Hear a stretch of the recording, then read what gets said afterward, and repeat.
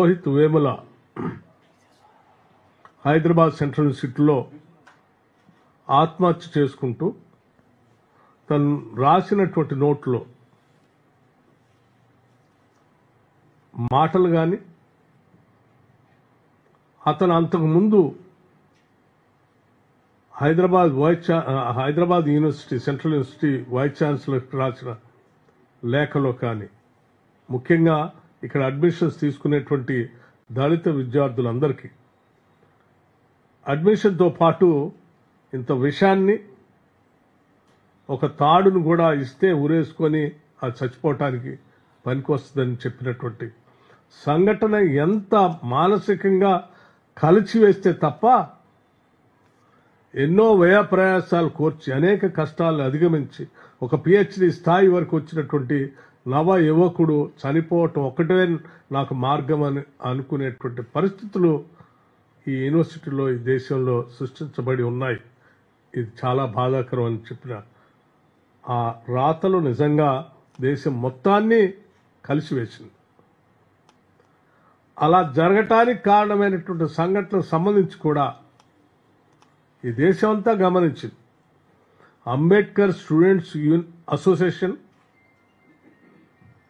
ఆ యూనివర్సిటీలో జరుగుతున్నటువంటి సంఘటనలన్నింటినీ గమనించి ఇక్కడ ఆత్మగౌరవంతో బతకటానికి కావలసినటువంటి హక్కుల గురించి పోరాటం చేస్తూ ఆ యూనివర్సిటీ అధికారులకి విజ్ఞాపనలు ఇస్తున్నటువంటి సందర్భంలో వాళ్లను అడ్డుకొని ఏబీఈపీ ఆధ్వర్యంలో సుశీల్ కుమార్ అనేటువంటి ఆ యూనిట్ అధ్యక్షుడిగా ఉన్నటువంటి వ్యక్తి అడ్డుకొని కావాలని వీళ్ళని దేశద్రోహులుగా చిత్రీకరిస్తూ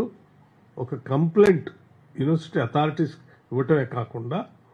భారతీయ జనతా పార్టీకి సంబంధించిన నాయకత్వానికి కూడా అందించి వీళ్లపైన కేసులు పెట్టి చర్యలు తీసుకునే విధంగా పైనుంచి అంటే హ్యూమన్ రిసోర్సెస్ మినిస్టర్ దగ్గర నుంచి